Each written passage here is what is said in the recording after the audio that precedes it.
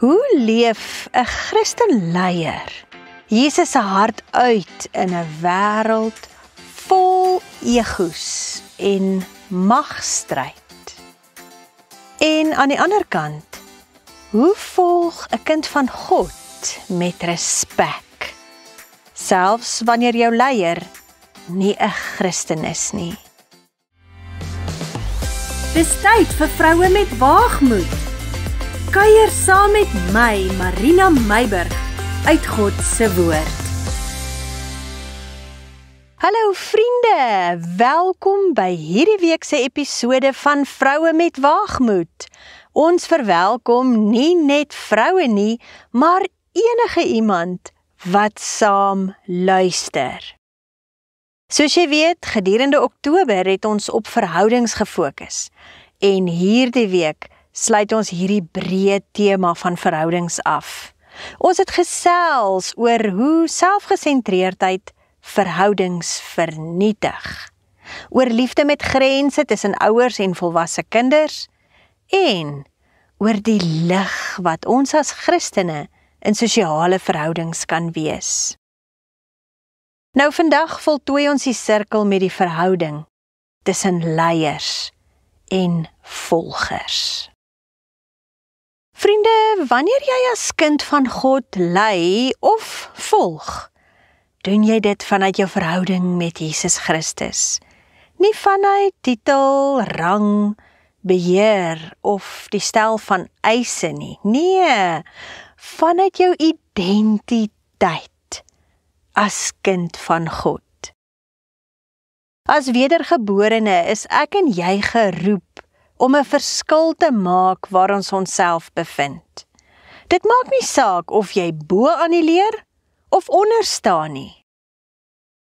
Fanny het hierdie naweek so mooi vir die kinders gesê, ongeag wat ons doen in die lewe, of jy met die natuur werk, met boeke, gereedskap, ongeag wat, ons werk is met daardie dinge. Maar ons roeping is vir mense. Ek wil jou die vraag vra, het jy al mooi opgelet? Jesus draai leierskap heeltemal om, as hoe die wêreld dit hanteer. En hy was 'n wandelende voorbeeld hiervan, nê? Hy sê nie die belangrikste staan bo nie. Hy sê die belangrikste buig laag. En dit is ook hoe hy geleef het, nê? Kyk hoe leer hy ons in Matteus 20 vers 26 tot 28. Ek begin so in die helfte van vers 26. Maar elkeen wat onder julle groot wil word, moet julle dienaar wees. En elkeen wat onder julle die eerste wil word, moet julle dienskneg wees. Net soos die Seun van die mens nie gekom het om gedien te word nie, maar om te dien en sy lewe te gee as 'n losprys vir baie. Jesus leer ons deur sy eie voorbeeld wat dienende leierskap is. Ware Christen leierskap is nie die begin van bevele skree nie, maar die begin van voete was. 'n Wedergebore leier vra nie, hoe kan mense my dien en my bevoordeel nie? Die vraag is eerder, hoe kan ek Jesus se hart openbaar aan die vir wie ek verantwoordelik is? Dis heeltemal 'n ander invalshoek. En sien jy die klemverskywing? En dan, as 'n wedergebore volger, vra ons nie, hoe kan ek my leier gelukkig hou om myself te bevoordeel nie? Die vraag is eerder, Hoe kan ek Jesus se hart wys, terwyl ek volg, al stem ek nie noodwendig met alles saam nie? Ook 'n ander ingesteldheid, nê? Nou hier volg vir jou 3 wenke as volgeling van Jesus Christus binne leierskap. Of jy dan nou 'n leier of 'n volger is, luister mooi. Ons almal is een of ander tyd of 'n leier of 'n volger, soms beide.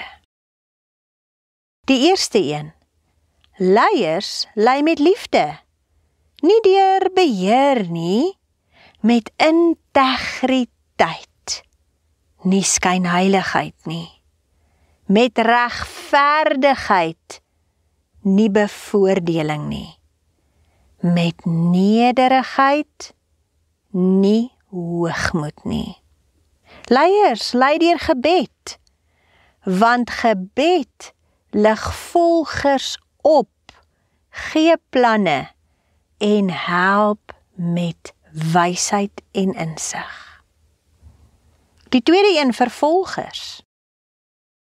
Volgers volg met respek, nie om voordeel te trek nie, met integriteit, loyaliteit en samehorigheid, ten bate van die onderneming, die projek, groep of gemeenskap.